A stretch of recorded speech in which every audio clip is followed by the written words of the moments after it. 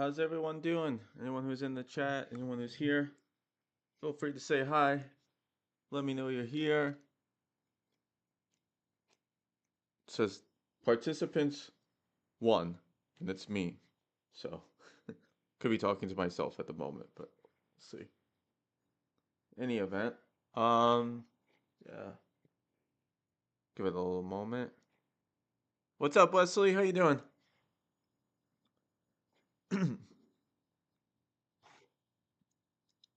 How's it going, Free Nintendo? Free Nintendo, I don't know if there's another name you'd like me to call you. Or Free Nintendo is good for you.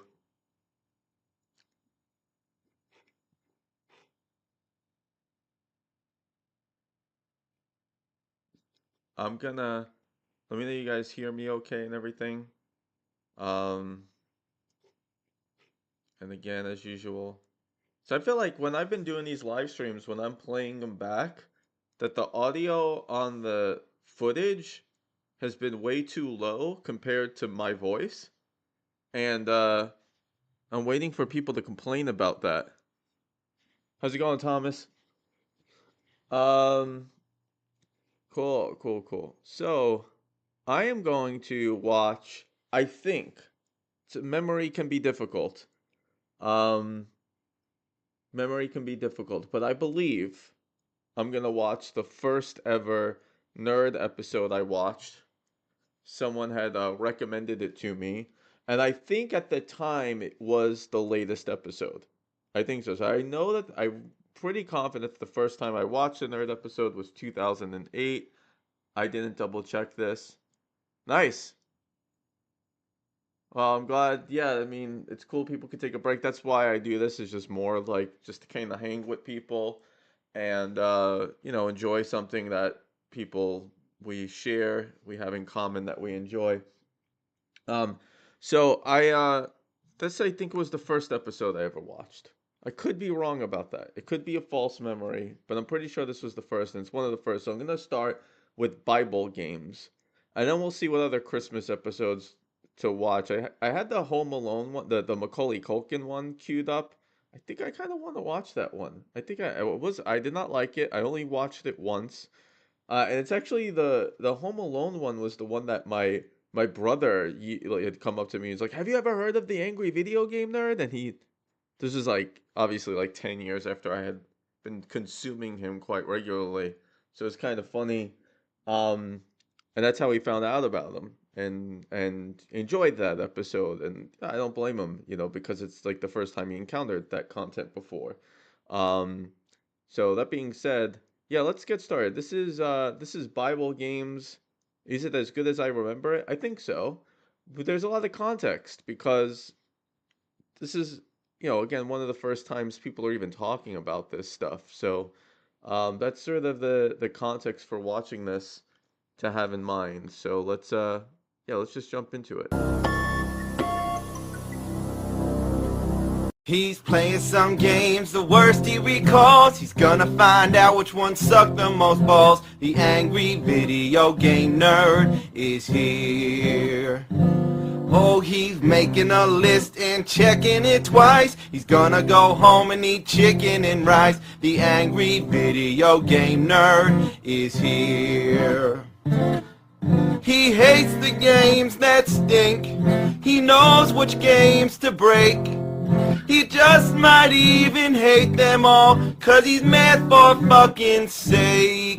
You better watch out, don't give these games a try. You better not play them, he's telling you why. The angry video game nerd is here. My rule, never interrupt a Kyle Justin song in the live stream. But yeah, the chicken and rice line always stuck out. It was funny that he did his own thing. They did a rewrite of that, and I always liked that they in the Sega 32X one, I believe, was what they actually did a long rendition of the AVGN theme. So it was fun. They were still having fun and changing things around. I'm here to talk about a series of games based on stories from the Bible, all with weird, deformed cartridges made for Nintendo systems but without any endorsement from Nintendo. Like take this one for example, Bible Adventures. Would you want to buy this with its weird baby blue cartridge? It's made by a Christian gaming company that makes unauthorized Nintendo games. Let's check it out. So again, just one of those things where that wasn't common knowledge for everybody. Now again, there's just so much gaming content everywhere that that a lot of these things are much more well known, and in part because of uh this research. All right, 3 Like games in one. You got Noah's Ark, Baby Moses, and David and Goliath. First, let's do Noah's Ark. Well, there's Noah. He moves pretty fast for an old guy. The objects to get the animals in the ark. Holy shit, you just pick them up? Is that how Noah did it? He did it all by himself by picking the animals up and carrying them into the ark? Well, this is a common AVGN trope that sort of lasts, and then I wonder if it gets old, which is like the whole, is that how it really happened in real life? Which sometimes is funny, and I think sometimes is like, all right, we're stretching it a little bit. according to Bible Adventures, that's how it happened. So there's where you drop those fuckers off. You just bring them to the door, you let those bastards run in there. You get a checklist of all the animals you need, so it's pretty simple. Go find some more, bring them back. Fun, huh? I just can't get over that. He's an old man, and not only does he pick the animals up, he lifts them over his head. It doesn't even slow him down. How can such an old man be so strong? Have you ever tried to lift a horse? Not that easy. What the shit? Let alone a horse and an ox? Or fuck, a horse, a cow, and 2 oxen? What the fucking shit? Noah's so goddamn strong, he puts the Hulk to shame. And the poor creatures, they're so scared shitless. Yeah, this is one like, I wonder how I would feel if this came out today, but definitely the performance is better than like modern nerd. They don't even try to get away. Noah, man, nobody fucks with him. Not even Chuck Norris. The only animals that have the balls to fight back are the pigs. Stop it! Damn pig! I'm only trying to take you in the ark. There's gonna be a flood. What, do you want to die? Alright, that's it. You're gonna get it. So, what do? You grab that, whatever it is, and you knock that motherfucker out. Take that, bitch! Now I gotcha. You're going in the ark, you fucknut. I hate those pigs, but I also hate the oxen. You drop them every time you jump, so you gotta keep picking them back up again. The monkeys are also pretty damn annoying. Sometimes you gotta chase them all around. What a sight. Look, an old man climbing up a tree chasing monkeys. It's quite ridiculous. You fucking monkey, get back here! Now you're gonna get it. Take that, you monkey fuck! You're going in the ark.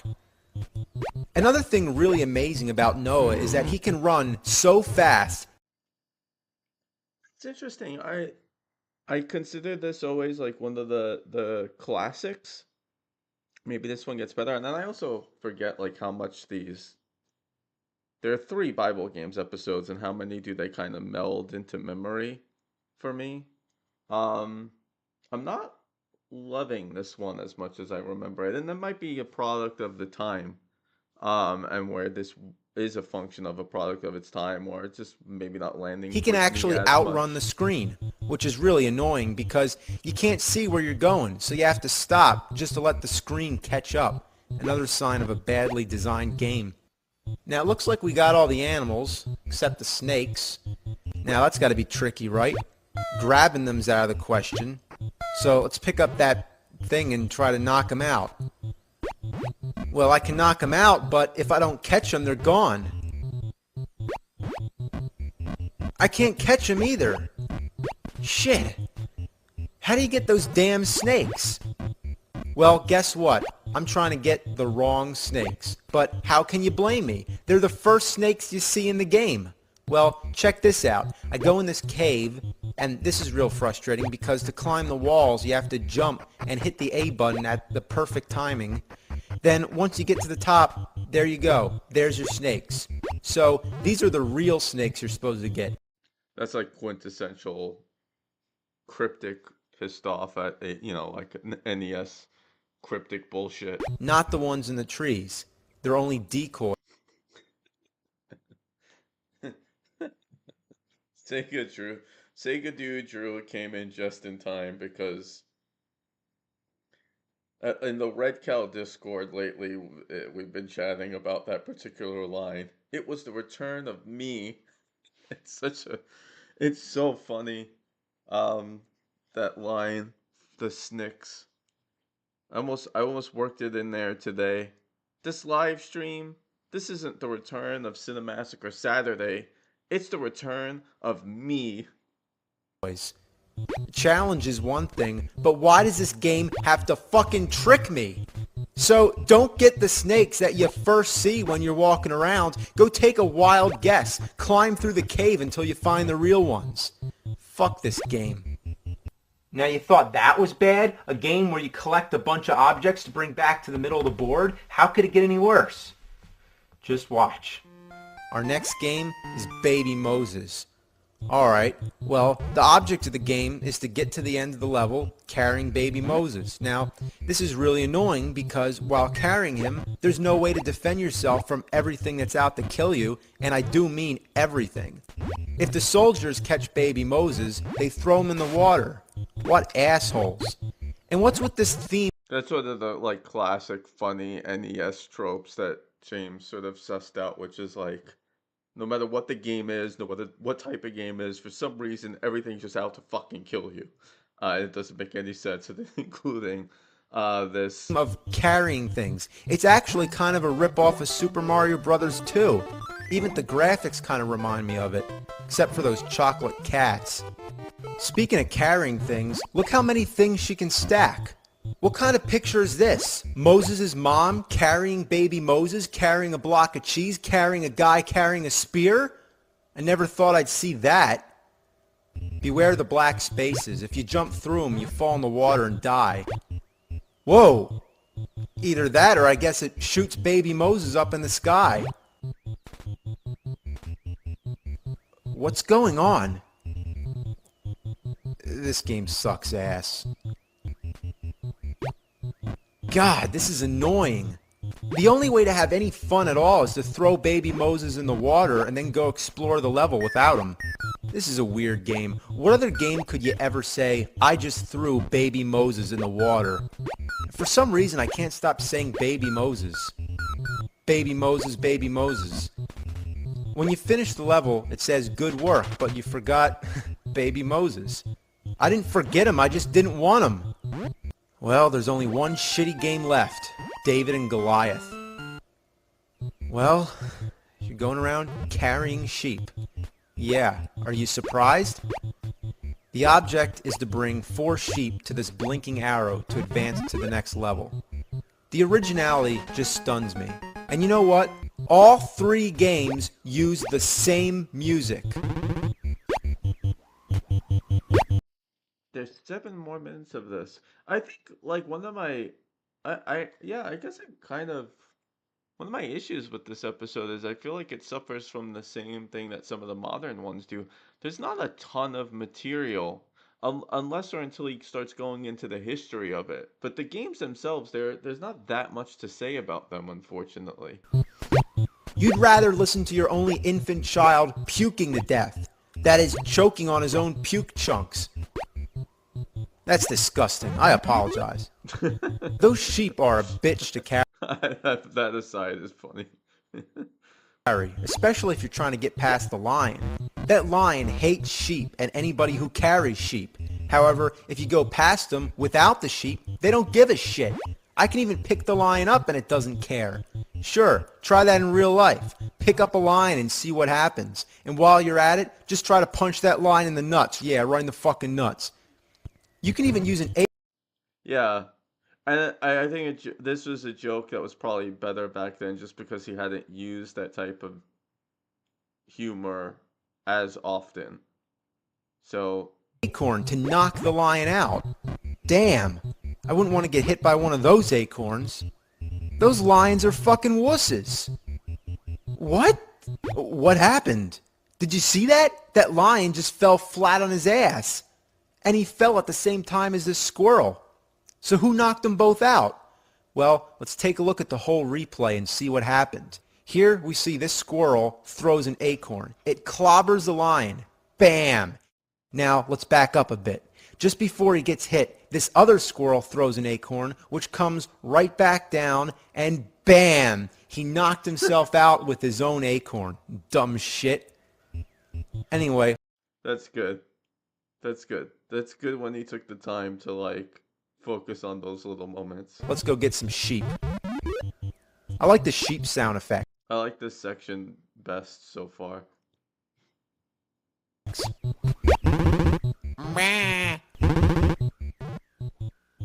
Come on, you damn sheep. I'm not gonna hurt you. Sheepy, sheepy. Sheepy, sheepy, sheepy.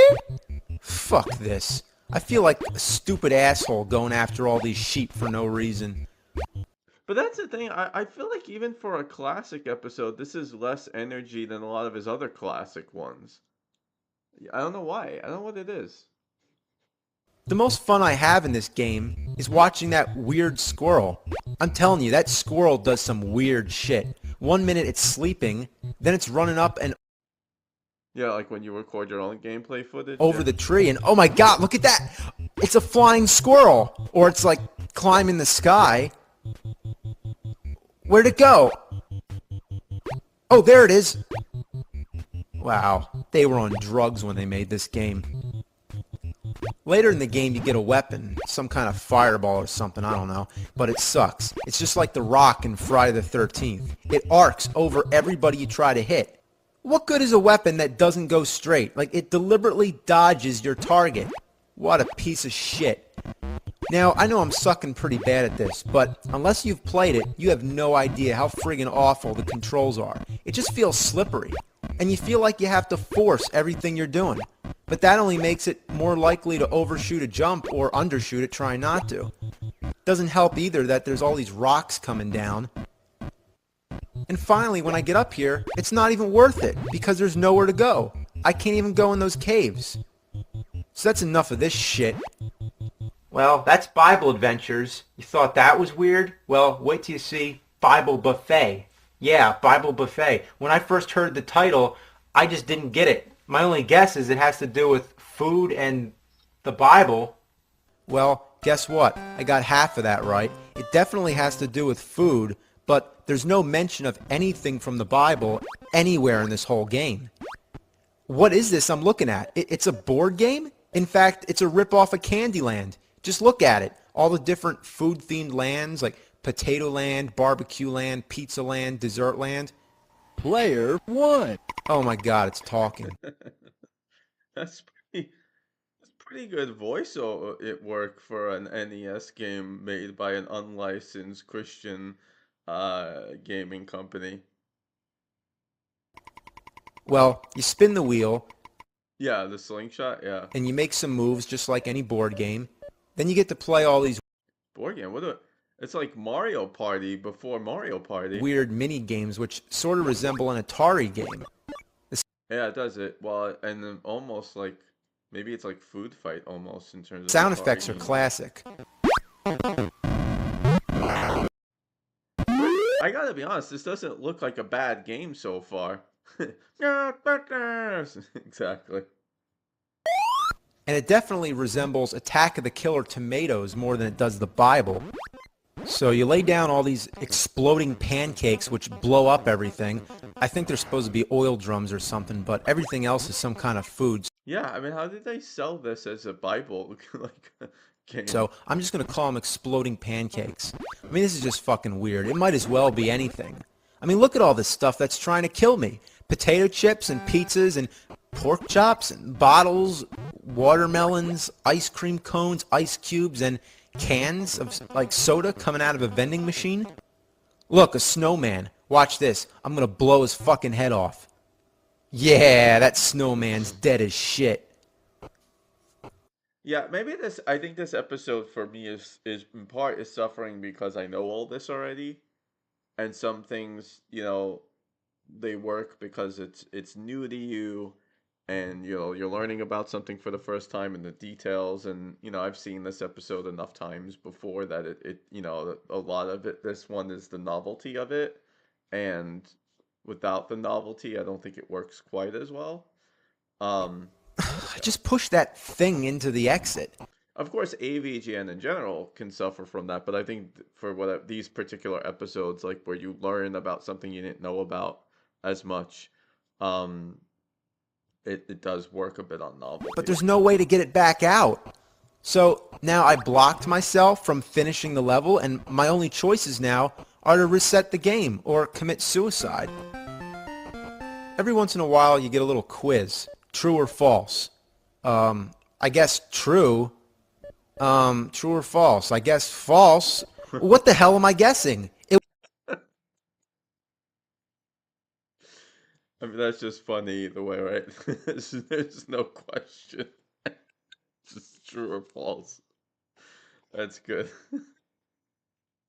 Maybe this episode could have been edited a little tighter. I know he covers a bunch of games, but maybe 20 minutes and just like was a bit much. Like I wish he would have trimmed the fat a little bit and got to these really It funny would help if moments I a had the bit more. questions.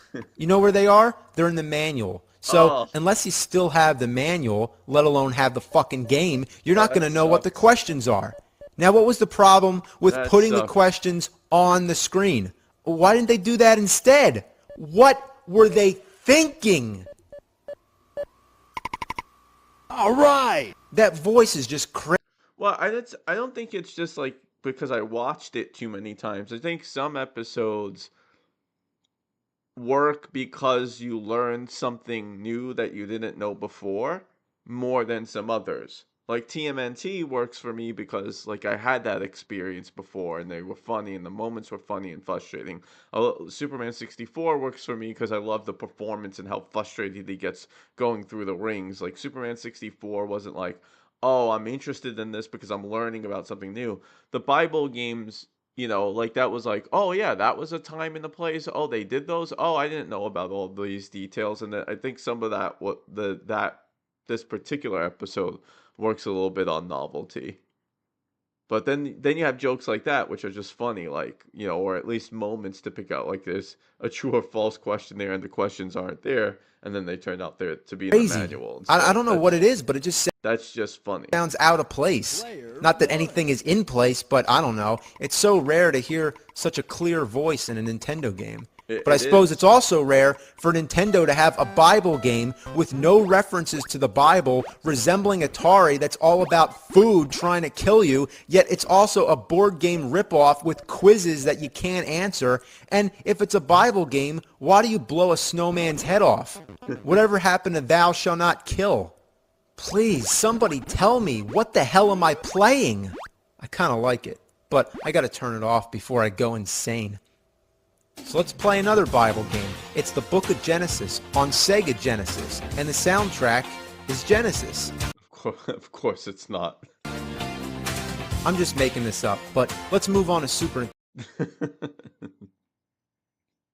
That's good. Nintendo and check out this game that I'm actually not making Is up. this Super Noah's Ark 3D? I couldn't even come up with anything half as crazy if I tried. This is Super Noah's Ark 3D, yet it's also And this is really cool. But I actually knew about this game before this video.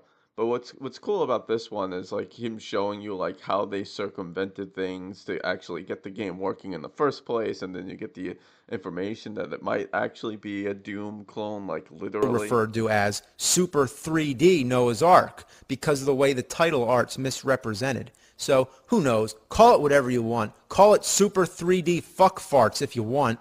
I know it's weird, but the weirdness actually starts with the cartridge. As you can see, it looks like no other Super Nintendo game you've ever seen. In fact, it doesn't even look like a game at all. It looks more like a Game Genie. By this time, I believe Nintendo was catching on to the fact that Wisdom Tree was making these Bible games for their system without their permission. So what I think happened was, when Super Nintendo came out, they put a new lockout chip inside the system, which only allows games licensed by Nintendo Nintendo's like, take that, Wisdom Tree. We're gonna let you put your fucking Bible shit on our console. to work.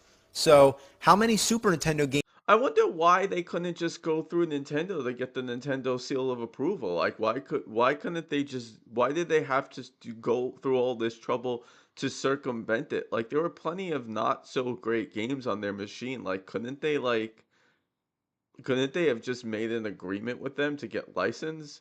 I, I what like that's a question I really have. Like, what happened there? Like, unless it cost them too much money or something. Like, or like, why didn't they just like they had the engineers to engineer this shit. They couldn't like connect with Nintendo. Hey, we'd like to get the Nintendo seal of approval. We'd like to be licensed for you. Like, that's so weird that they didn't. Like, I'm wondering why. Games came out not licensed by Nintendo. Well, just one, and it found a way. By plugging an official Super Nintendo game into the top of it, it overrides the lockout chip, and you can play it. I mean, isn't that also interesting that this Christian Bibles game company had sophisticated enough engineers to like make this work?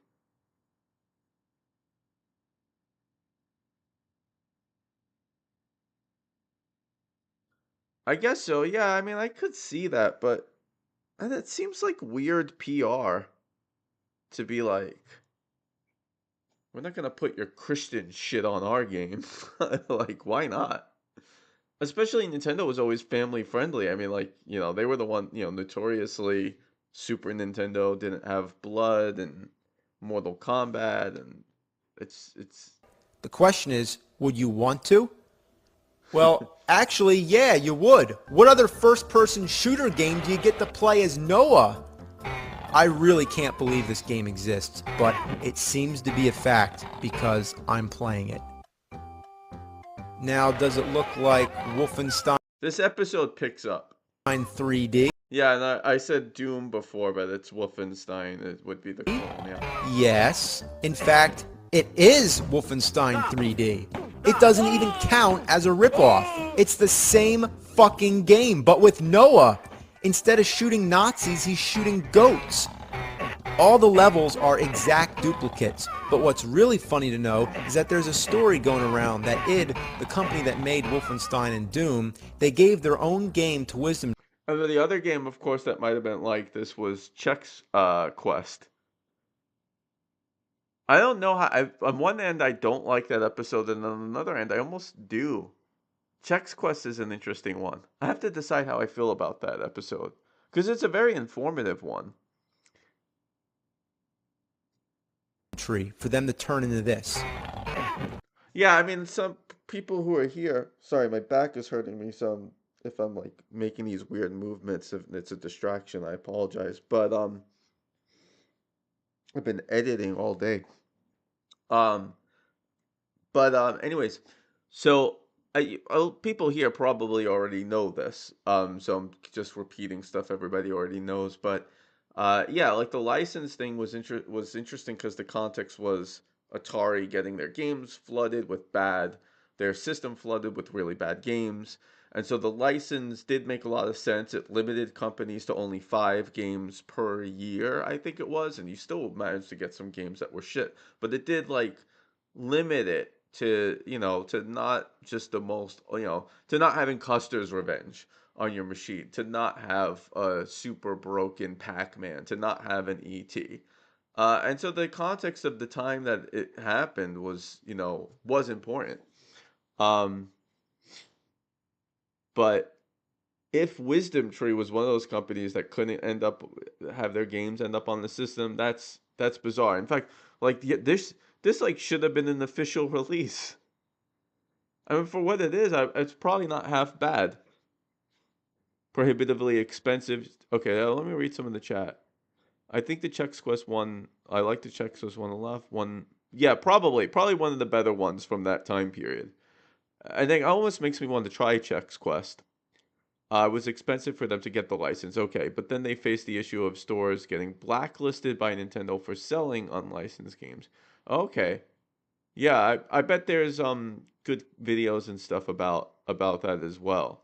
Um, they probably like sold it in other locations, um, like their own gift shops or whatever. I'm not opposed to IPs giving restrictions. Limitations leads to creativity in any way that can lead, during the. Yeah. Well, I think James needs to have restrictions when he writes. I think the more uninhibited his writing is, the worse it is. Yeah, right. Christian bookstores. So it was just like, yeah, whatever. You want to blacklist us? We're not selling in Toys R Us. We're selling in our locations. It made sense. Right, right, right. A lot of that I think James probably did talk about because he talks about that. Was it Daydreaming Davy that was another one of those Christian games that was originally a different game and then they pivoted strategy. Why? Well, according to the rumor, id was pissed off that the Super Nintendo version of Wolfenstein was inferior to the PC version, and that Nintendo basically butchered Yeah, it was explained. And it might be in like Bible games 2 or 3 or it by later toning in this down the one. violence as well as altering numerous other things. That would be a funny way of getting your revenge.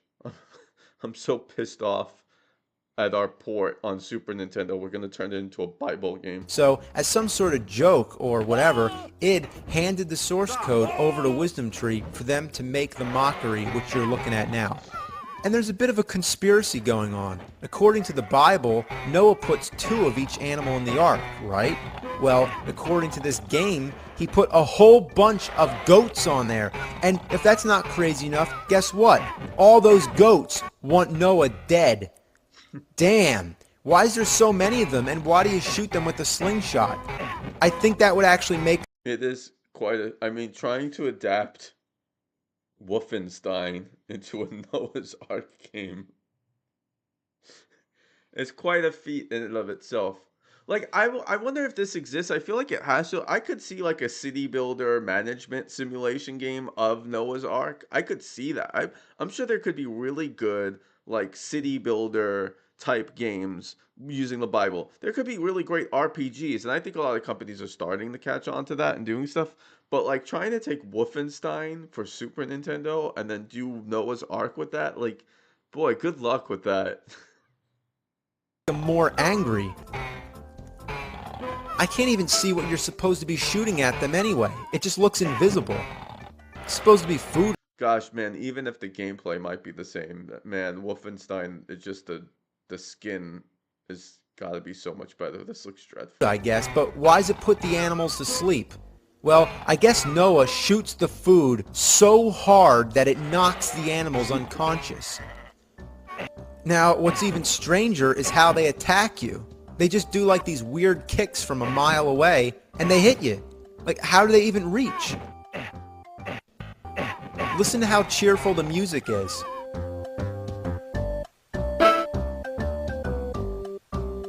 Wow, that's great. It's just what you need is some really upbeat music to go along with Noah getting murdered by a bunch of fucking goats. So, that's it. There's more animals along the way, but you get the idea. So, as we've seen, every one of these Bible games rips off something. So just to show you another example, let's take a look at spiritual warfare on the Nintendo. Okay, right off the bat, what does this game look like? Well, here's some hints. Look, it's an aerial view with like bushes and rocks. You start off with 3 hearts for health. You hold 2 items, you go into a little cave and you talk to someone, and when you walk to the next area, the screen moves. There's that square-shaped stairwell, and there's a raft. You go down ladders with gray stone walls, and when you start the game, you get to type in a name. Well, if you can't already tell what this game looks like, let me spell it out.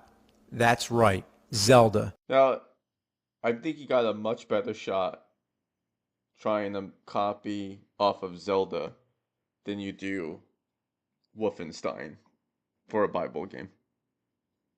So right off the bat, if you're gonna clone something, go for it. Go ahead and clone Zelda. Why not? Let's recap, shall we? In Zelda, we have an aerial view with bushes and rocks. You start off with 3 hearts for the health. You hold 2 items. That's right. You go Good into a artist little borrow, cave and you great talk artist to steal, someone. man. And when you walk to the next area, the screen moves. There's that square-shaped stairwell. You go down the ladders with the gray stone walls. There's your raft. And when you start the game, you type in a name. What a shameless ripoff. Well, at least they came up with a few original. Yeah, I get he's probably joking, but is that a shameless ripoff to me? Not necessarily. I mean, it is pretty, it is copying it pretty hard. But I mean, you know, at some point, if you could do something different with it. But yeah, it's obviously borrowing heavily from Zelda. Ideas. Like sometimes when you kill your enemies, a flying devil comes out. And But like right off the bat, if I saw this screenshot, I'm like, oh, this looks like a good game. besides just the usual rocks and bushes or trees or whatever, they randomly have all these garbage cans placed about. That's where this game belongs, the fucking garbage. Does it? Because so far I'm not seeing that it does, to be honest. Maybe it does. Maybe it does belong in the garbage, but I'm not, from what I've seen so far, it's not obvious. Like this would be a good game to play and to do like a video on. Because so far I'm not seeing anything bad about it. I mean, it might be terrible, but so far I haven't seen it. All right, let's play one Oh, more. come on. Oh, that's a little disappointing. Because I was interested in that one. Which game was that called again?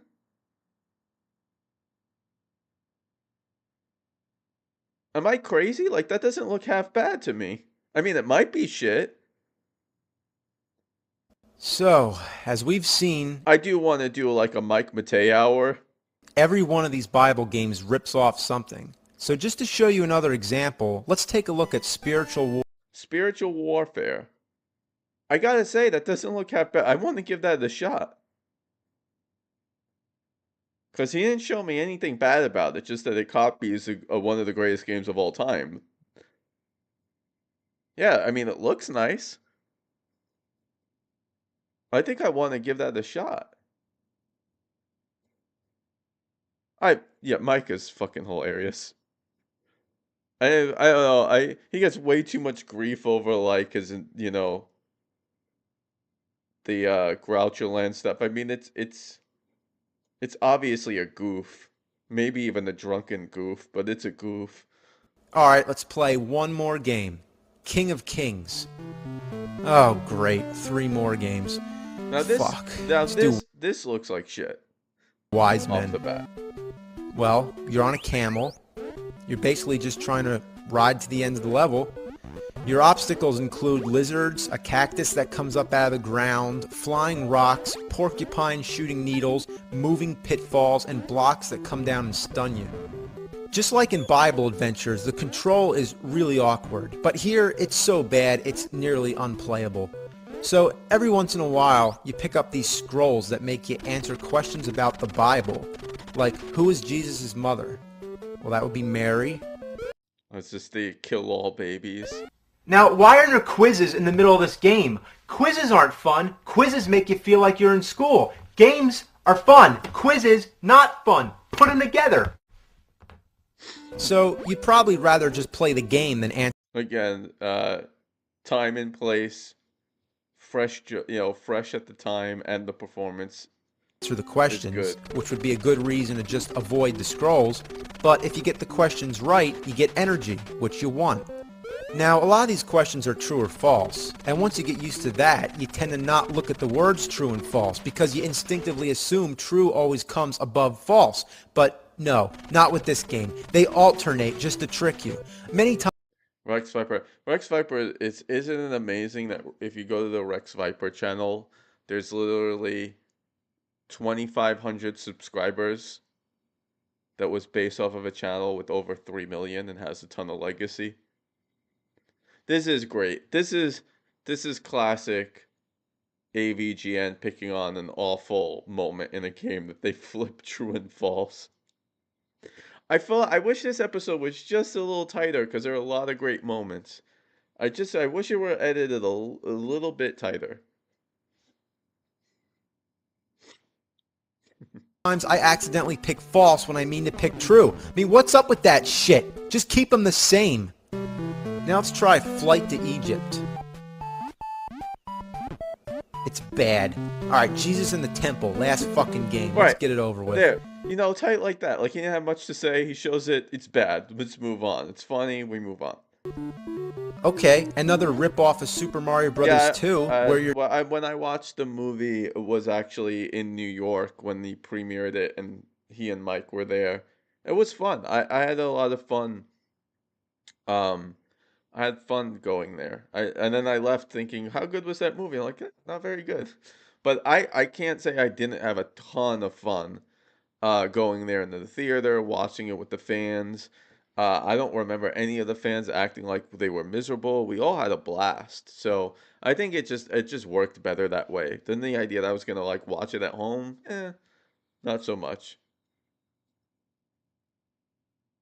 Yeah, Cooper, interesting, interesting character they added.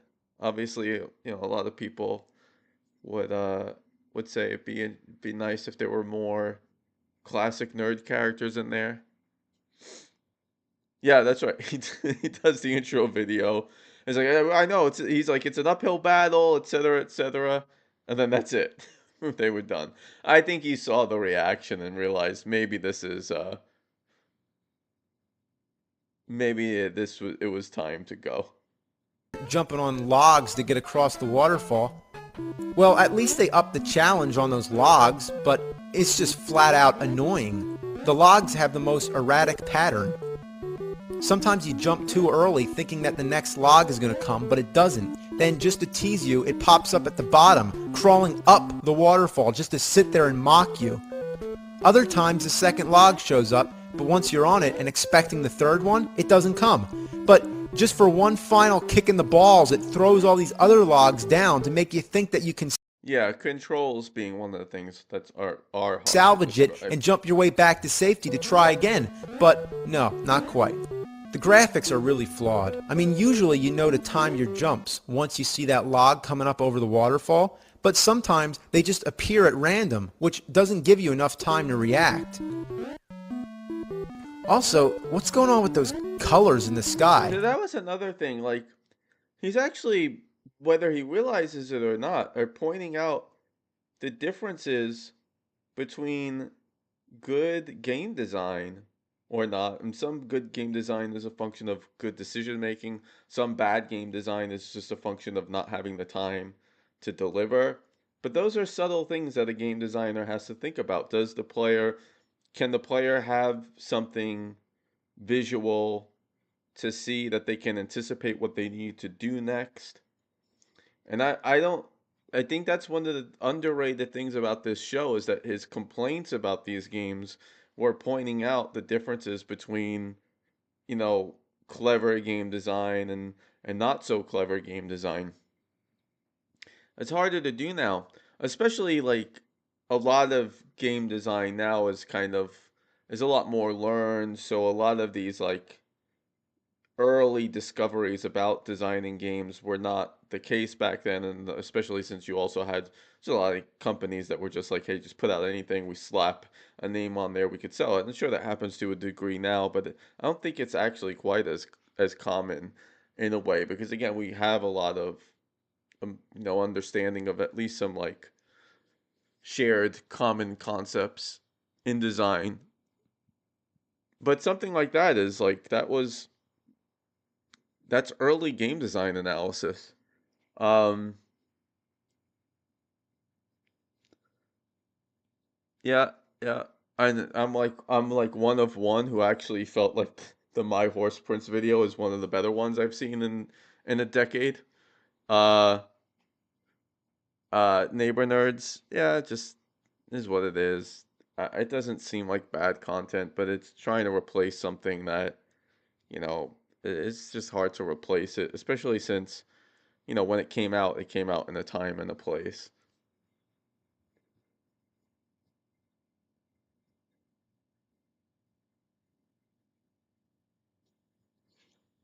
Looks like something you might see if you take too much LSD.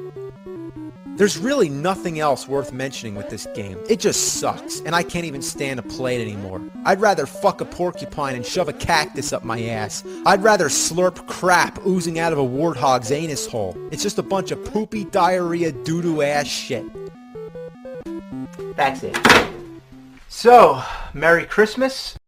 If this were today, he'd do like 15 minutes on that game. Happy Hanukkah. Happy Kwanzaa. Happy birthday, Jesus. Whatever. Happy holidays. See ya in 2007. Well, that was was '06. So maybe the first one I watched was probably one of the later Bible games because I don't think it was this. Um, all right, do another one. So, question: do I do Bible games too, or do I do the Macaulay Culkin one? I'm open to either one. Um, I haven't seen the Macaulay Culkin one since it first came out. I didn't like it much then. I don't suspect I'll like it much now, but who knows? Maybe there'll be something fun in there. Um, so I'm wait for someone in the chat to throw one. Otherwise, I'm just gonna randomly pick. I do have the Home Alone one or the Macaulay Culkin one already queued up. Yeah, I think I'll do it. It'll change the pace.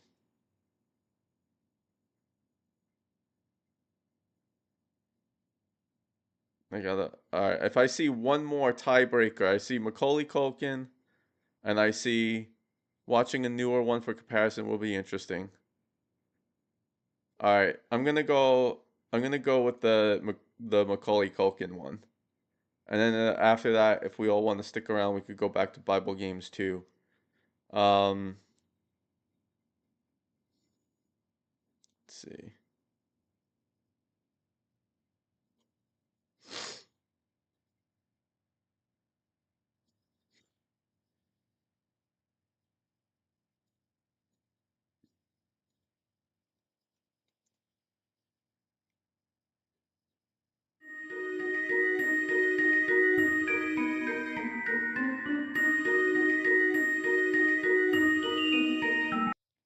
So by the way, I was thinking about this today. I think Home Alone might be my favorite Christmas movie of all time. And like little stuff like this, it would take for granted. Like if this little intro came out in 2006 when the Bible games won, this would have been really cool.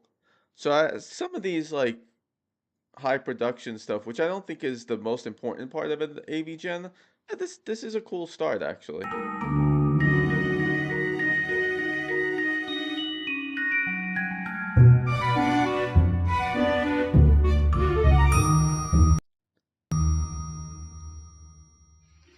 But of course, as we've learned, a celebrity guest does not necessarily make for a better episode.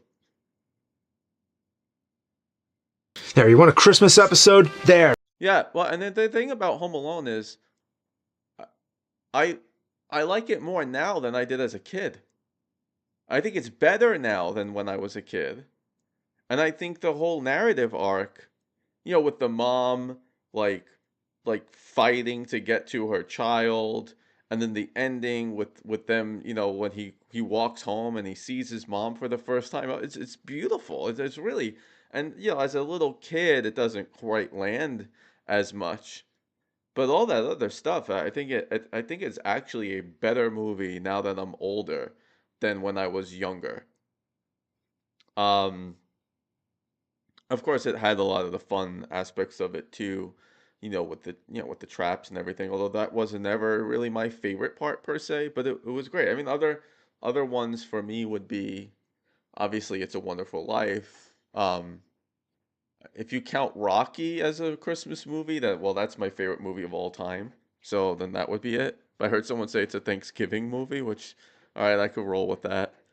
And the original Miracle on 34th Street would be another favorite of mine. Now it's a Christmas episode. So I think I've run out of shitty winter holiday games. So, you know what? I'm gonna give a present to myself and just not play any shitty games. Ding dong. So my next video, I do a little. He does this so often. I do this little montage of all the times he's like, you know what? This time I'm gonna give myself a break, and I'm gonna not play any shitty games. I'm gonna play a good one for once. Yeah, but don't worry, I'm gonna go back to shitty ones later. It's like, okay. Hang on a minute.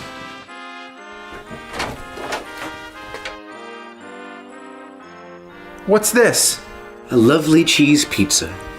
And if you were a fan of the, if you were a kid or, you were a fan of the original movie, it's kind of cool to see this. I like the Toe Jam and Earl shirt. And I always felt like, I don't know why, I always felt like of the good games, Toe Jam and Earl would be a good review, and I haven't seen it. I don't know why. I'm sure he hasn't run out of the Christmas game, so I don't really know what that's about. I'm sure you could find plenty of bad Christmas or winter related Just for you. games. You... I mean, the guy did Shaq Fu for a Christmas video. got the wrong house. I didn't order any pizza, but I'll take it anyway. That's kind of actually a funny concept that, like, now Macaulay Culkin is just like, he's a has-been who's delivering pizzas and he's waiting to be recognized and he's just like, but he doesn't. It's not bad. Oh. I'm actually on board with this so far. Maybe I'm in a good mood. God, there's one on floppy disk. 2, 3, 4. I see 4 floppy disks of this. Not funny. Think of it as a gift. You owe it to yourself to play those games. I hear they're awesome. No, they're not. Besides, I already reviewed both NES games. That first one where you're laying traps around the house that are... I enjoyed that game. It was a rental. I enjoyed it. I wanted to beat it, never could. But is this like a good $50 game for the time? No, but for a little fun little mini game, it was fine. It was a clever game. closed in square tiles for no reason, where you're walking up the stairs like you took a dump. And that second one where you're running through the hotel, Did not play this. sliding on your knees, fighting mops, vacuum cleaners, and suitcases, Is that from the Jekyll and Hyde trailer? That was a good video. and a chef that takes off his clothes. I'm already done with that, so get this shit out of here. And you better believe I'm leaving a bad Yelp review. That's just the NES versions. Maybe the rest of them are better. I mean, look at how many of them there are. I mean, they can't all be bad. Can they? It has a little bit of an Action 52 setup of like, I'm going to play a bunch of these. They can't all be bad, right? Or one of these going to be good, or one of these going to be good. I admit I haven't played the rest. Have you? No, but they all have Macaulay Culkin in them. I mean, how could you go wrong? Well, maybe. I think one of the problems with Macaulay Culkin, I don't know what happened to him. And he seems like a decent guy, but he kind of looks a little bit creepy now. And it hurts. I mean, he went from like the most adorable kid in the world to kind of like a little bit tough to watch. My voice is lower than the episode volume. All right, let me turn down the episode volume a bit.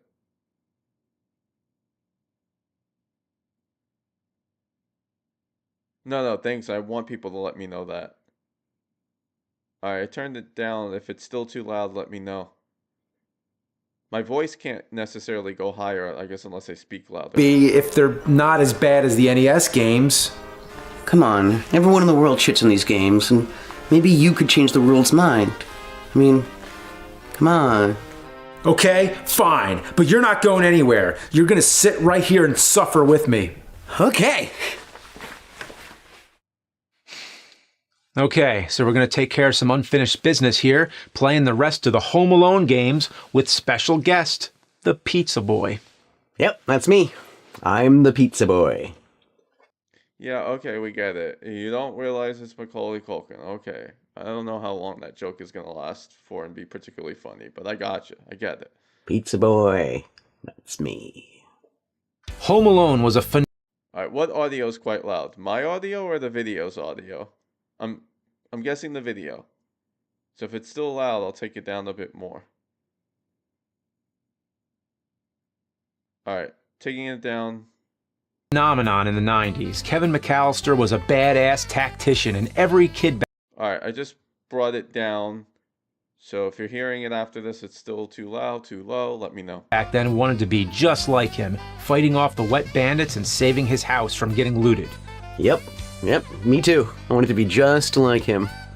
He was really handsome. Oh, I get it. So of course. Oh, come on, stop with that joke. I get it. I wish they would just move on from that. Just They should have ditched that quick. Of course, with the movie Thank being you. such a big deal, there was bound to be tons of video game tie-ins, and I mean like tons, on every console imaginable. There is Home Alone games on NES, Super Nintendo, Game Boy, Sega Genesis, Game Gear, and even the PC and Amiga computers. Don't forget the European exclusive on the PS2. No!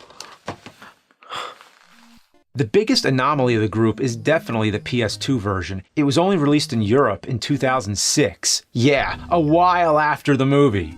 Yeah, but that movie is just timeless. It is. But this game, by all known laws of physics in the universe, has no right to exist. The mere idea would baffle the greatest scientific minds of our time. Besides, the style is completely different. It doesn't look anything like the movies, looks nothing like Macaulay Culkin. I don't even know why we're even talking about it, so let's just pretend it doesn't exist. Agreed. Home Alone 2 on Game Boy is There was nothing to say about it. just Home Alone 2 on NES, and Home Alone 1 on the NES is just ass. I've talked about it before, but the most ridiculous thing about the game is that to win, you have to run around the house for 20 minutes. Seriously, who the fuck would sit and play this shit for 20 minutes? You'd have to have some serious problems. What are you trying to say, man? Well, who am I to judge? I'm sitting here playing games with a fucking pizza boy. Wow, not cool. You know, I wonder what Macaulay Culkin's doing right now, if he's ever played these games. I wonder if he'd approve. Nah, I don't think. If they wanted to stick with that conceit, they should have made that joke less often. Like, it's like we're only a few minutes in and it just keeps making that. But so far, I gotta be honest. So far, after watching all the crap from the last 4 years, this is remarkably refreshing so far for me. I can't necessarily pinpoint a specific reason, but yeah, I'm on board. You would. No, you say that like have you met him before? Yeah, you could say so. Jesus. Oh my gosh. You were in the Home Alone movies, right? Yep. You were in them. All right, he's gonna make a joke, but he's gonna believe it's somebody else and not Macaulay Culkin. That's where this is going, right? He's gonna say it's like, I don't know, Uncle Frank or something like that. Yep. You were the pizza boy in Home Alone. Right, of course. Yeah, I'm Wow, I'm still a pizza boy. I'm just, Wow, that's very method. that. Well, yeah, if they just very method. That's a good line, actually. Well, if they didn't make this joke 8 times before we got to this point, that would have It's been better. amazing. Still pizza. Anyway, let's move on with the games. Let's do the Super. I think probably my problem with the episode back then was just that it was, it was different. And sometimes you just want, like, you've been wanting like one of those more classic episodes, and then I got this, and it was like, it's fine. But I think, but then you accept that obviously an episode like this is probably going to be different, and of those episodes of the cameos, I do vaguely remember feeling like this was my favorite non-Cinemassacre related cameo, and I think that's still holding up. I didn't like the Lloyd Kaufman ones. Obviously, I'm a Gilbert Gottfried fan. I did not like the Gilbert Gottfried episode like most normal people. But yeah, does this have like the jokes of like the great classics? Not necessarily, but for what this is, it's fine. I just wish they didn't make the same joke the whole time and they just kind of used it sparingly. Nintendo version now. Yeah, let's do that. You know what, nerd? I can feel it. This one's gonna be good. I feel it in my pizza boy bones. The object is to run around the house collecting valuable items to hide from the criminals. You can only hold a certain amount. When your hands are full, you have to drop them down a laundry chute which leads into a giant vault in the basement, or Goro's lair, or wherever the hell this is. Look, I know the movie was a long time ago and stuff, but I don't remember Kevin gathering together candlesticks, money bags, and giant emerald rings, and then throwing them down a laundry Was that in the movie? chute. I mean, but what do I know? The items are found in Ha ha ha. We get it. I get it. We get it. Ha ha. You're Macaulay Culkin. You obviously know. Ha ha ha. the most random places. Like in a toilet? Look, I found an entire Yeah, goddamn pizza in a... Maybe it's funny. I'm not. Yeah, I guess Pat the NES Punk Well, I guess when I say celebrities too, I mean like non-YouTube celebrities. Maybe is also what I really mean. I think Nintendo World Championship is a solidly really good episode. It was one of my favorites, and I didn't know who Pat the NES Punk was back then. I'm not really a watcher. I'm not really criticizing him. It's just not content that I've watched. Um, but I thought it was a really good episode on its own. It needed someone to be in it. It worked. Yeah. I guess one of the problems is when you bring in like a more famous celebrity, they kind of have to play. They're kind of typecast already. Like Gilbert Godfrey is typecast for what he is, and now Macaulay Culkin is typecast for what he is, and Lloyd Kaufman. So you couldn't just do like imagine like you couldn't do Nintendo World Championships with Macaulay Culkin, even though that might have been good because people would have been expecting Home Alone, Home Alone, Home Alone. Whereas with that Pat the NES Punk, you could just kind of do whatever, and it worked, and it was a good episode. I thought that was a really well written episode. Toilet! Kevin would never grab anything out of a toilet. We get it. You know exactly what Kevin would and wouldn't do. Okay, I mean, like the whole episode, you're gonna write this shit. Yeah, not even a pizza. I'm sure of it. Yeah. I mean, maybe I would have, back in my heady days. You would have grabbed something out of a toilet? Yeah. Pizza? You've ever had toilet pizza? Yeah. Yeah. Pizza shit. Yeah. I knew I liked you. Oh my god, every cameo episode, it's like a tradition where he breaks character and laughs, and then he has to keep it in every one. What is wrong with the McAllisters? They have pizza hidden all over the house. They have things hidden in bookshelves, picture frames, boxes, the bathtub. Have you ever found anything in a bathtub before? I found myself once. Also, who are these criminals? That looks nothing like Joe Pesci. Do you think that looks like Joe Pesci? Nah, not really. I mean, I haven't seen him in a while, though. I mean, yeah, they have Marvin Harry in there, but who are all these generic cartoon mobsters? There's guys who pelt you with balls, and Odd Job from James Bond. You know it's totally unfair when you pick Odd Job anyway. I mean, they could at least have the gangster from Angels with Filthy Souls on there. Yeah, keep the change. I'd love to see more of that movie. I want to see the rest. Yeah. I always wondered if that was a real Main movie. weapon. Oh, and I'm pretty sure it wasn't.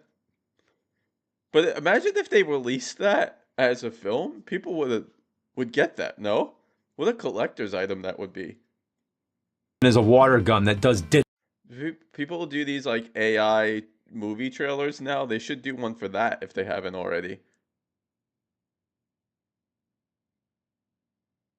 Yeah, it's just way overdone. It's way overdone. Like, just, use it a couple of times, and then if it's a good joke or a good line and it ties in with the story, whatever you're trying to do with it, fine. I don't remember where this leads to, but like the whole time that's the joke, like, I mean, come on. That's like the writing you'd expect from someone in middle school. dick. Seriously, it feels like every weapon is completely ineffective. And every time you die, you get Kevin screaming in your face. And get used to it because you're gonna see it a lot. I swear to God, next time I see Macaulay Culkin's face, I'm gonna ram my fucking fist right through it. Would have been a lot better if it was set up better and the performances, were smoother. And I should also mention that the Game Boy version is pretty much the same thing, just with shittier graphics. It's kind of like and if you actually believed he was under a threat. Switching from getting kicked in the balls with steel-toed boots. I think another problem with this is I tend to be more of a fan of the game reviews, and the reviews themselves aren't that interested. And usually once you start doing these compilation stuff, they kind of get watered down. There's not much to say about them. He kind of has to pick them because of the conceit. So, I mean, that's one of my, I usually am a fan of, like, was the game funny and interesting to talk about? Did he have interesting lines? The soccer cleats. Both fucking suck, but one sucks worse. So in level 2, the items The graphics of this looks like shit. that you're collecting and hiding are toys. Yeah, that's right, Marv wants to steal his toys. A throwaway line from the movie became an entire level. At the end of each stage, you have to go down the basement and fight a bunch of bats and rats. That didn't happen in the movie. I would know. I was there. Then you always fight a boss, including a giant spider and a ghost. When has Kevin had to deal with all this kind of shit? Oh, the best I think part of the problem too is that Macaulay's performance kind of sucks. is when you're collecting all the family pets that, He was a much better actor as a kid. according to your dad, are rare. Do they really think And this isn't like Gilbert Godfrey, where Gilbert was just like getting paycheck. I think Macaulay wanted to do this. I grew up in a house where giant frogs roamed free in the hall? Yeah, we just had those suckers hopping all around all the time. Mr. Frog House. I've never had to collect 35 pets, drop them down a laundry chute, and Yeah, okay, I get it. The whole joke is it wasn't in the movie. And that's like, it's fine to make that reference once or twice, but like the whole episode, okay, we get it. I mean, what else were you gonna do with it? It's like one thing you make that joke about Ninja Turtles because there's all these villains that you could fight. And I think that's why it works a little bit better. But if it's like Home Alone, like what are you gonna do with it, right? Like, okay, you have Marvin, you have Harry. What else have you got? You have to make something up. into a bank vault. Unless you decide you're gonna do like some kind of like, well, like no, like what the original NES game did, which was try to make like a booby trap out of the house, and maybe you could evolve that concept. You probably could evolve that concept pretty well. You could probably do a really good job of that game, like a 3D version of that. And I'll tell you, what an interesting. Tell me if I'm crazy. What an interesting multiplayer game that would be like if you're Kevin and you've got to survive long enough and like you have an online opponent trying to capture you and maybe two of them. I could see that working. That would be a more fun, interesting game because it's fun because that's the ironic part is the movie that is the game part. The game part is trying to survive, and you could do that. Lost in New York, you could do that. Imagine doing like an open world in New York game where you've got to run from these burglars trying to capture you. I could see that. Am I going crazy here? I think I have some good game designs for this. Yeah, he wanted to be in the show. Yeah, Macaulay, like obviously he's not hurting for money, is my understanding. Um, so I don't think I think he could just do what he wants to do. Uh, yeah, he can't decide is he Macaulay, is he Kevin? Yeah, there's a little bit of that. Um, I don't remember if I played the Genesis game or not. Was the Genesis one the same as the NES one, or there are multiples? I should check that one out. That sounds good.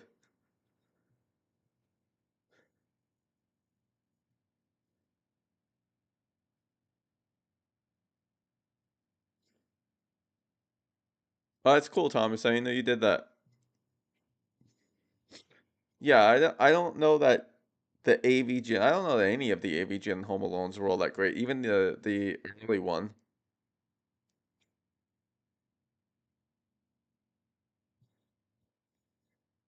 Are you fucking kidding me? What kind of asshole does this game think I am?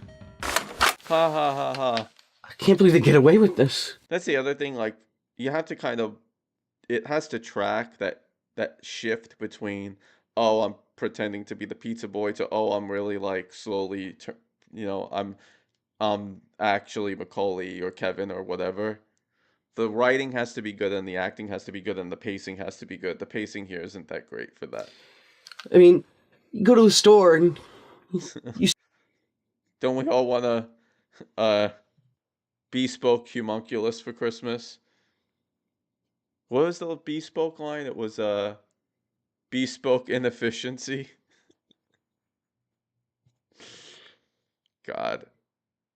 Do I want to watch that video? Do I want to watch the bespoke video one day for this? I don't know.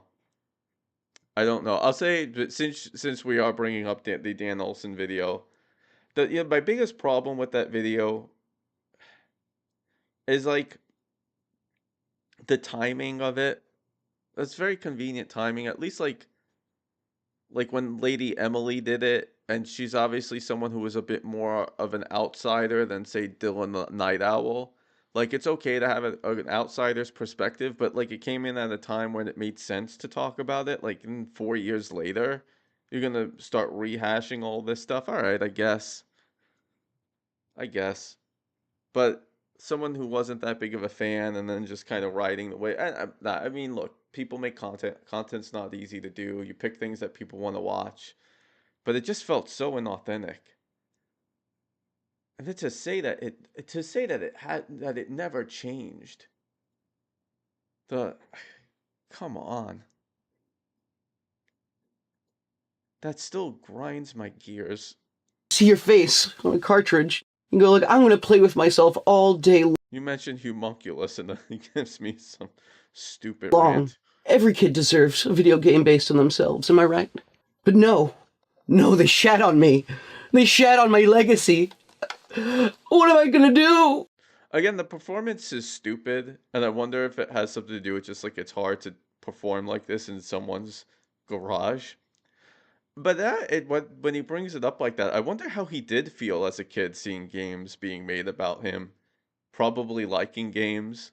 Then that wouldn't that be a good episode, like where like Macaulay Culkin is like reliving his childhood of like video games being made about him, and he plays them and they suck. And he's like, wait, I'm like, this is about me and these suck, and I wanted them to be good because I was the age of a kid who would enjoy these things, and these are shit. That could have been interesting. And you wouldn't even need James so much for that. Wait a minute. You're not a real pizza boy. You're McCulkin. I'm playing Home Alone games with Macaulay Culkin. Ah!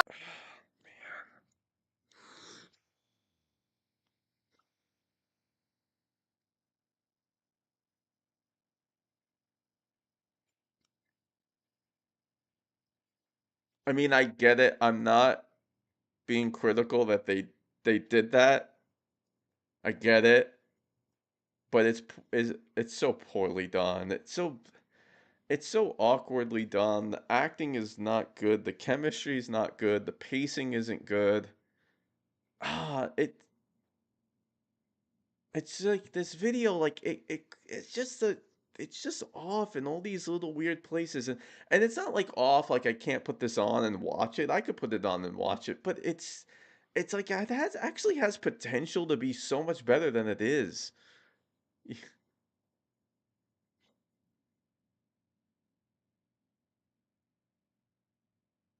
Yeah, the social, yeah, I mean, the swipe at TCT was kind of ridiculous because I don't consider myself a quote truther. But I have been on the Reddit enough times to not look at it and decide that, oh, this is just a bunch of awful people who are, just want to it really is just it's a virtue signal. Yeah, he used it at the end to virtue signal about a group of people that aren't really even worth virtue signaling about. Most of those people who are like me are just like, we love the guy, we loved his content, but it's not quite the same anymore. And isn't he kind of awkward and funny in his own way? And he is, in in the way, in the way your own family members have quirks that you can make fun of and laugh at. So that was another, the virtue signal, the the fact that this has been talked about by so many people and they didn't even like reference them, that he pulled from TC. I'm not an original in saying this stuff, but like he pulled from TCT, uses it in the video, but then doesn't even like credit them, but shits on them. The fact that like the genesis of it is that BTS video, which obviously that was Red Cow that really like polished that up and put that one out there and talked about that and put that particular video on blast and on the map in the first place, and they don't get credited at all. So yeah, and that was a little personal because I'm friendly with those guys. And when I saw the Red Cow stuff, like that was like from the beginning, like that was sincere. That was obviously good and sincere content from people who are interested in the first place. and there's no sort of like sense of like, yeah, I did some research, because obviously, and that's fine, you could do research and be an outsider, but it's like I did some research as an outsider. Let me credit a lot of these people for bringing this stuff up in the first place in some way. But there is a sense of Dan passing it off like it's all original, and it's not all original. And then it's also the BS of like, they're all I mean, he basically did the Hillary Clinton calling them a basket of deplorables, essentially. As like, yeah, look, I'm sure there's some folks that every fan group has a group of like people who are on the more toxic side, but I mean, you go on TCT Reddit and it's like, it's like fucking 90% 540 jokes. I mean, really, which is funny because that moment is hilarious. I should try that Home Alone game. It sounds pretty good. Really? Really? Exactly. Never seen that before. It's new. Can we just get back to the fucking games? Right. Next up, Home Alone 2 on Super Nintendo. All right, I'm sure they've learned from their mistakes. Yeah. They're gonna get it all together, and it's gonna be our time. Yeah. Our time down here. Down here, it's our time. Yeah, this one should be better. In fact, why don't you play this one? Because after all, they're your games. So this is the sequel where I'm home alone in New York. Huh?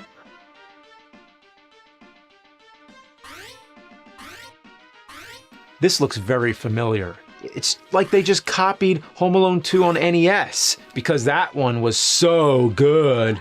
Killer vacuum cleaners, floating mops, violent suitcases, and angry old ladies with umbrellas. It's all back. Just like the NES version. Why is the entire hotel trying to kill me? I mean, they have a bunch of fucking bombs behind the check-in desks. I mean, do they hate their child customers so much that they have to lob lobby bombs at them? And yes, that was pretty hard to say. So in the movie, they're going after him because he stole a credit card. But in the game, they don't explain it's stolen. They're just going after a kid because he simply used a credit card. Gee. Credit card? You got it. And did you ever remember using a boxing glove gun in the movie? That's your concern? Who cares? Was this part so important they had to repeat it in this game? Like, what's with the stripping chef? Why is the man upside down with his pants around his ankles? Weird, man. Why? It's weird, man. Hold me. So, level 2, you're in...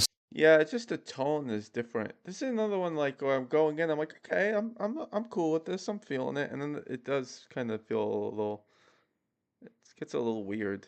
It's just Central Park, where every criminal on the planet is after you. Bats? Now there's bats! Bats again! You know there's too many bats when all the Home Alone games have bats. This game didn't jump the shark, it jumped the bats. Was there one bat in the movie? I mean, honestly, was there just one? But there was the pigeon lady. Anywhere. Are you familiar with my work? I thought I was. Now I'm not so sure. Me too. Hold me again.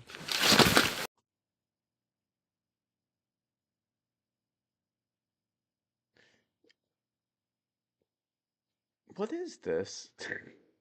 What? I mean, and then this is where when people, if you watch material enough, you could feel a tonal shift that doesn't match. This doesn't match any of the humor that was seen in in AVG and in the past. And that's why stuff like this sticks out. Because okay, what's the joke here? What's the hold you for what? I don't get. It's weird. It's again. It's like it's not. It's a completely different comedy. This is not. This is a very whatever the. Yeah, I don't.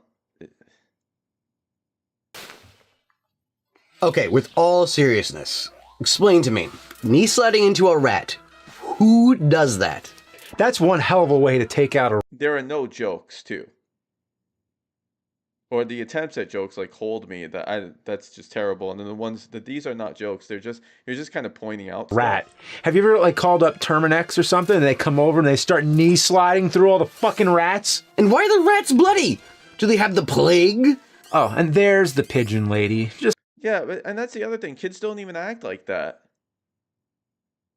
the friendly old pigeon lady trying to kill you. Like it worked when I wish I did this last video where the Kyle Justin one I should have pulled up was the Battletoads one.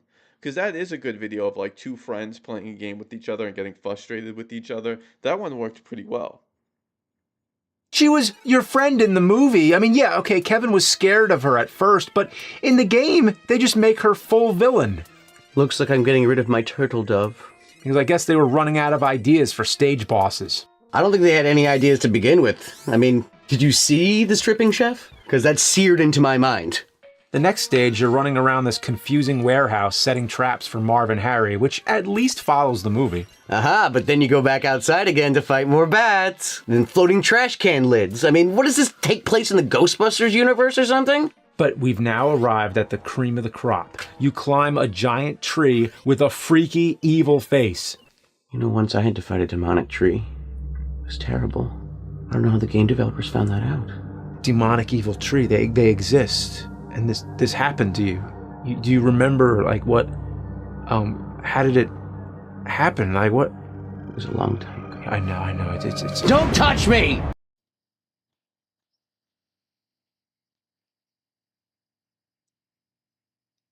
Gosh, I thought this episode was shit, and it's definitely it's all coming back now. Because at the beginning I'm like, this wasn't so bad. Oh no, this shit sucks. this shit sucks. What? Nothing has anything to do with each other. It's just like one like.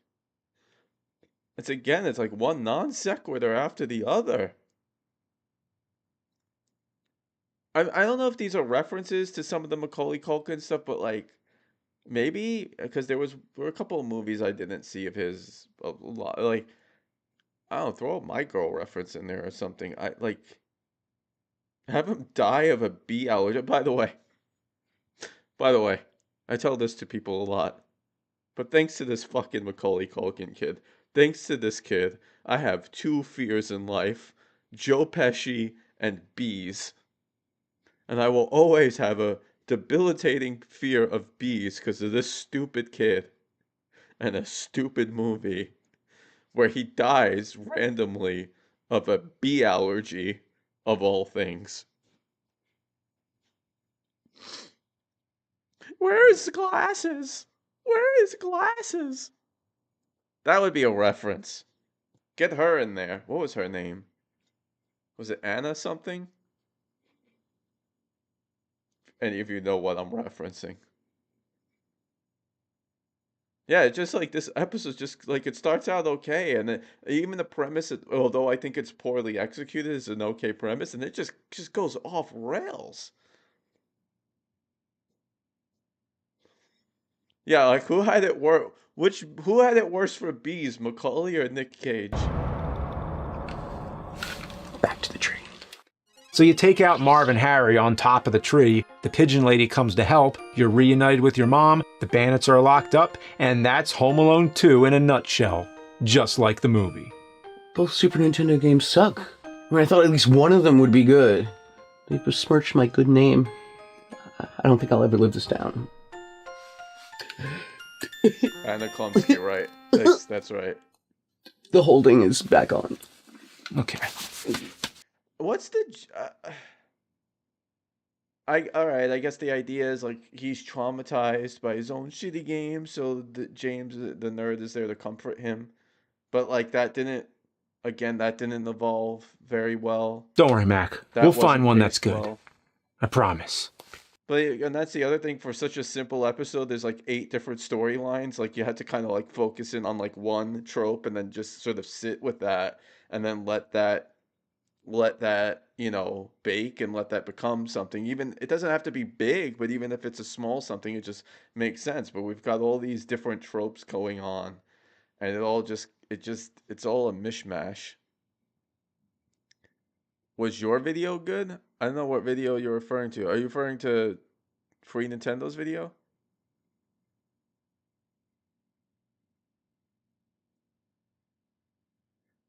Um, all right. Thomas here is promoting his Home Alone video hard, so I'm gonna have to check that out someday. Because next up, Home Alone on Sega Genesis. Well, you guys are telling me that was a good one. Oh, God. The game has you going around the neighborhood as Kevin on a rocket sled or something. You go to different houses and lay traps for the wet bandits. Yeah, torch them! The traps thing, that's from the movie. Also, you can find items to create weapons, kind of like a crafting system. Pretty ambitious for a Sega game. There's 5 different houses to protect. There's this old house with breaking floors. Holy shit! Kevin just fell through 2 floors of that house, and he's totally fine. Alright, he's pretty badass. Some of the houses have their own hazards. In the mansion, there's a crazy spider that attacks anyone who gets near it. Okay, is this okay? Cool. He finally played the version of the game that was good, and all right, Kevin is happy. It's Buzz's tarantula. Just like the movie! There's a little bit. I think this was done better with the Back to the Future, where he finally sees a good one, but was only in Japan. So there's this house with this asshole cat that claws the fuck out of Kevin, a futuristic house with Was that in the movie? robots, and a haunted house with a ghost. They'll attack Kevin if he gets near, but they'll also fuck up the wet bandits too. So pretty much all you have to do is fuck up the wet bandits enough before they loot the whole house. You do this by filling up the pain meter by getting them to step on. The graphics look a lot better in this one than the Super Nintendo one. And usually the Super Nintendo is strong graphically and color-wise. If I saw this screenshot, I would have thought it was a Super Nintendo game. Traps or shooting them. Save all the houses and the police will come and take them away. And that's the Genesis version. My conclusion with this one is that it's a little cartoony, takes some liberties here and there, but overall, it's not too bad. So you see, Mac, there's hope. You really think so? I think so, because there's a second one on Genesis. And this one, I bet they learned from their mistakes. I bet this one's going to be even better. So this is it. We're just one little step away. Get ready. Crank up that puppy. Get ready for a good Home Alone game. Yeah!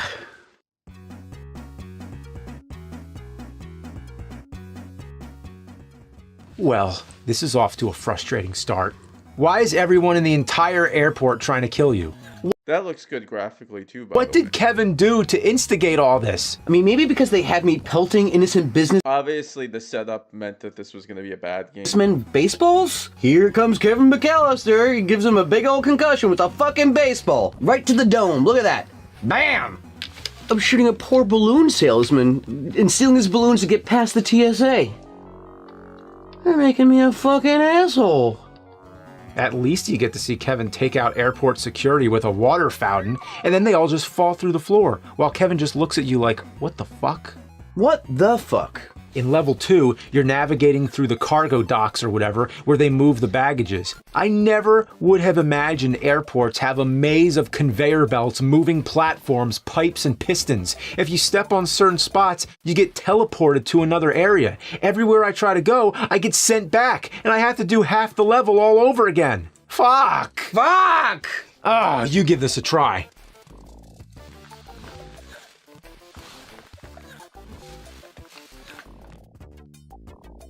Fuck. Fuck.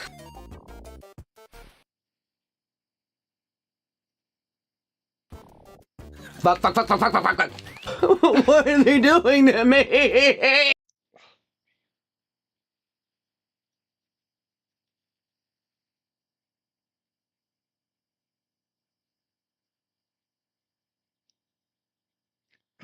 Confused. He was a great actor, this kid. This kid knew how to act. He was smart. He was um beyond his years. His timing was good. He understood the material, even as an 8-year-old, like even before Home Alone. I mean, that's why he was as successful as he was. That's why they wrote a movie specifically for him. Because his acting was great for a kid. It's not easy to find a good child actor who really understands the material and how to deliver. He was great. He was great. And this is terrible. And I know you're just doing an internet show, but it's an internet show you wanted to be there for. And this is terrible. It's terrible. He like completely regressed.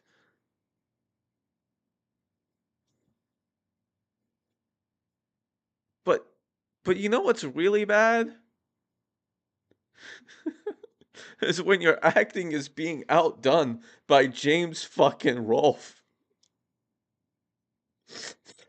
Because James's performance, from my perspective, is vastly superior to Macaulay's performance. This shit sucks. This guy's dragging James down.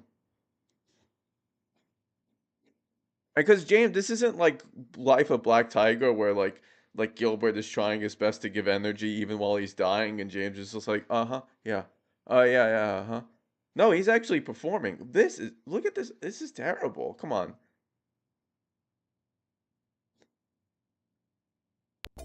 Fuck. Fuck. Maybe this isn't the type of material he should be doing. I Fuck, don't know. fuck, fuck, fuck, fuck, fuck, fuck. What are they doing to me? Fuck. This is painful. This is the worst one of all. Wow, people ask me why. What is that? You're an actor. I guess. Maybe, I mean, you chose to stop doing it, so I guess not. But, like, that's the energy? I'm so angry. It's because these games. This is the worst one of all. That's the level of energy you give for that? At least James has somewhat of an excuse. Ruined my childhood.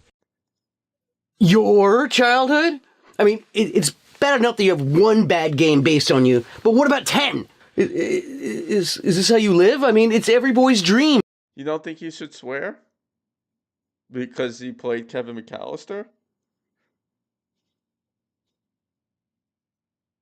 Yeah, right. Well, yeah. The creepy man-child, like, whatever he is, like, I don't know. There's a weird characterization here. I feel like they kind of improv this, because I feel like that's what he does with a lot of these cameos. To be in a video game, and then it turns into a fucking nightmare. A child nightmare. All right, just let it all out. Let it out. Go for the nerd rant. I feel like James wanted an excuse to keep touching Macaulay Culkin. He went for it every chance he got, but like awkwardly too. Yeah, right. It does. It's got not quite as good as Pissed Off Angry Gamer vibes. This game is like poop from a buffalo butt. Diarrhea. It's got to be diarrhea. All right, so that, like, again, now we're introducing another trait late into the episode where the trait is he's struggling to like bring out the anger, and he's like learning how to become like that, but he can't quite do it. He's not quite there yet. Well, now we're introducing another trait. Well, it's only a 20-minute video. So like there's only so many like concepts and traits you could introduce. And now there's only 2 minutes left. So if this whole episode was about him, like it's about too many things for this character. Now it's about him like trying to like get out the rage, I guess. Well, maybe if that was the whole video. But it's just like this is one of the big problems with modern James writing. It's like characters with like 8 different things, traits going on in one short video.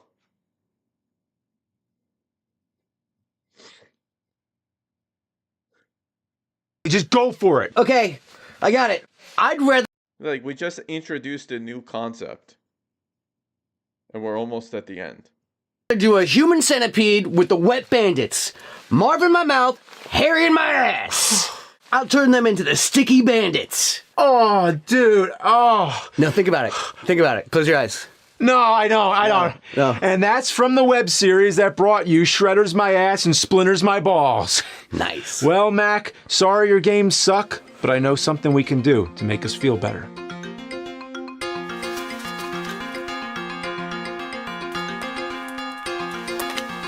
This is cute.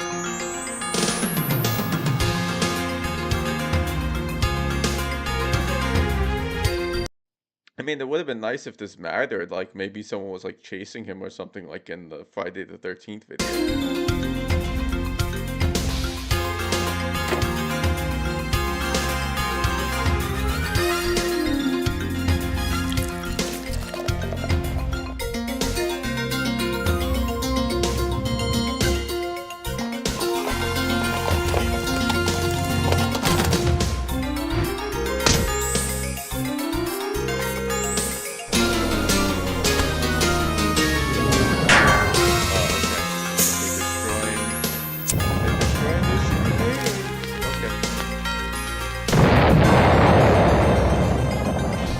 Yes! So, you want to play Yeah, Good Son on that would've been Jaguar funny. CD? If it were one Fuck of the yeah! Wii Let's do this. All right, that sounds good. Okay. Yeah.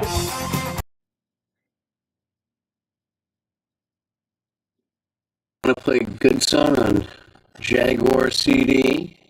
Fuck yeah! Let's do this.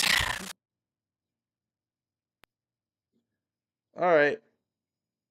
That is it. Ugh.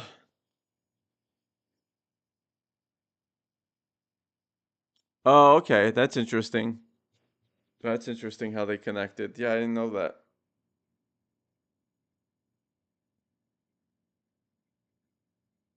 Yeah. Yeah. It's like one of those things where I'd only seen it back in the day, and then I'm suddenly reminded why I didn't like it. And the reason I didn't like it is because it's not good. It's not a good episode. It's not. It's not that I was watching the classics with rose tinted glasses, and then this came to me, and I didn't like it when I saw it. I'm watching it. I haven't seen it in years. I went in optimistic. I was like, okay, this ain't bad. And then it just like becomes a train wreck. Is it Life of Black Panther bad? No.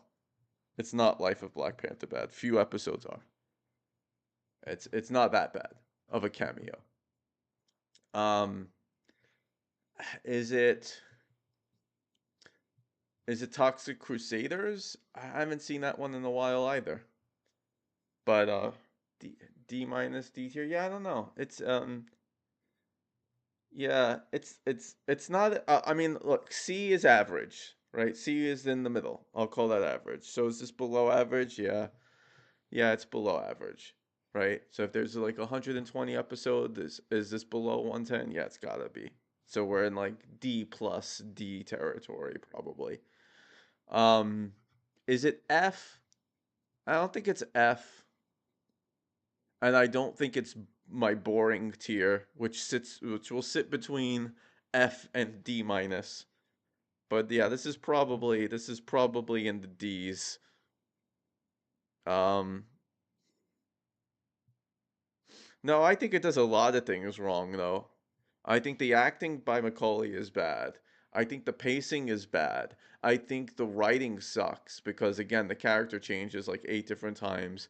I think it's improv that's not done particularly well because you know, because again, they didn't keep consistency with whatever it was they were trying to do. It wasn't clear what they were trying to do. It wasn't clear what direction they were going in. They went in too many directions. So, but their conclusion to the episode um, concludes with the direction that they introduced only 2 minutes prior to the conclusion.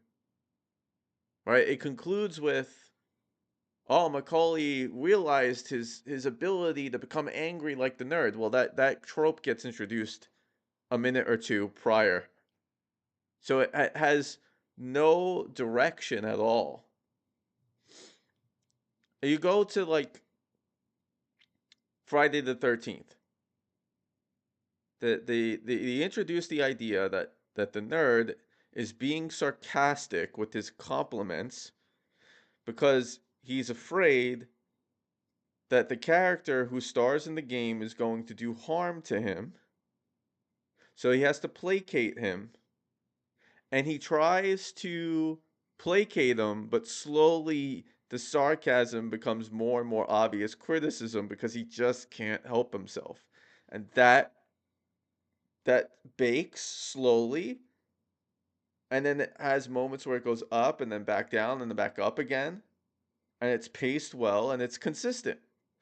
And it doesn't throw in six other tropes at you, and it's consistent with the character. It says something about the character. The narrative is clear. It's consistent. It's not fucking Shakespeare, but for a little short, it's good and it's clear. And this is just throw shit at the wall. It's not a cohesive thing. Friday the 13th is far from my favorite episode, but it is one of the episodes I point to the most where he introduces a narrative element and it just works beginning to end.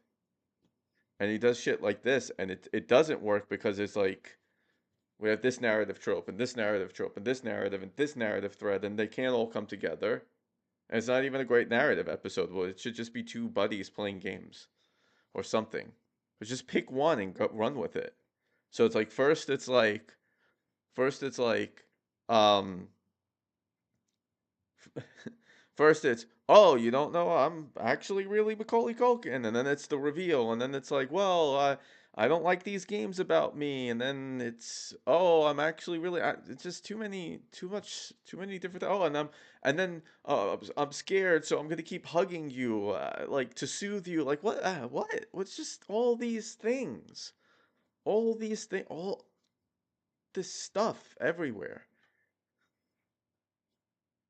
And James never understood that about his writing. That for him, less is more. Less is more.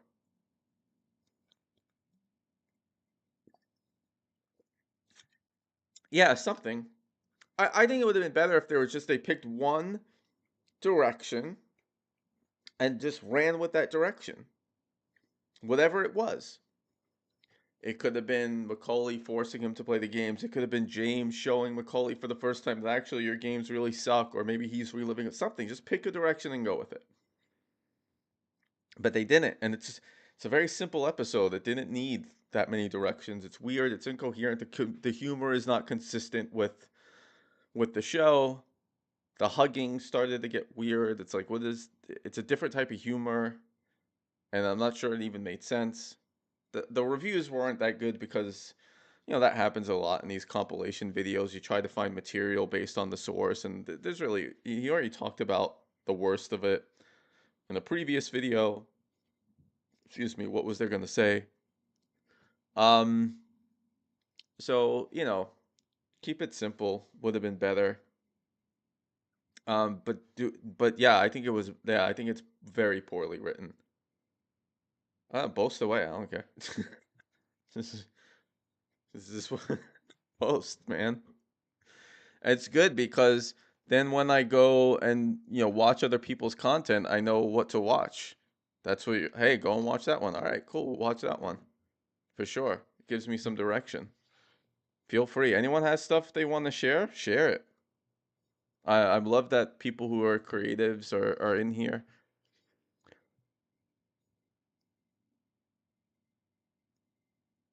Yeah. Well, and if that's what it was, if it really was that. Like, well, think about Action 52. Action 52. The whole episode is like, are one of these going to be good? And it's like, no, it still sucks. It still sucks. It still sucks. And will one of them. And it holds you through beginning to end. That's not what this episode was.